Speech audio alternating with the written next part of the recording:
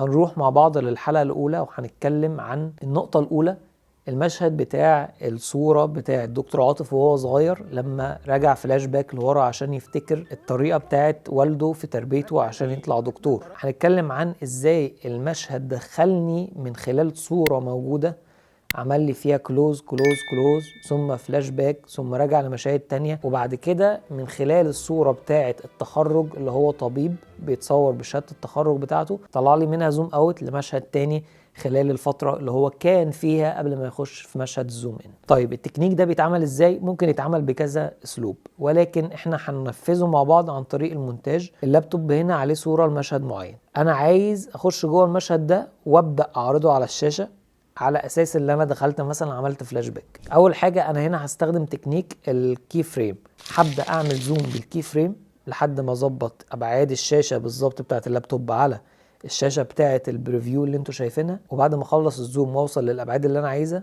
ممكن اعمل افكت اغير لون الصوره اللي معروضه بحيث ان هي تبقى مختلفه عن المشهد الطبيعي، او ممكن اعمل في الترانزيشن ما بينهم افكت مناسب للترانزيشن. وبعد كده لما اخلص خالص المشهد ده انا عايز ارجع تاني للمشهد الطبيعي وافتح على حاجه تانية خالص، هقوم راجع برضو بنفس التكنيك اللي هو الكي فريم، اطلع زوم اوت. ده تكنيك ممكن استخدمه. وممكن اعمل تكنيك تاني خالص خاص بالتصوير، اقرب بالكاميرا على الفريم اللي موجود عندي، وبرضه في نفس النقطة اللي هعمل ما بينها الكت من المشهد الطبيعي للمشهد الفلاش باك او المشهد التاني اللي انا عايز اعرضه، هغير حاجة في الترانزيشن عشان ادي للمتفرج احساس ان المشهد ده مختلف عن المشهد ده.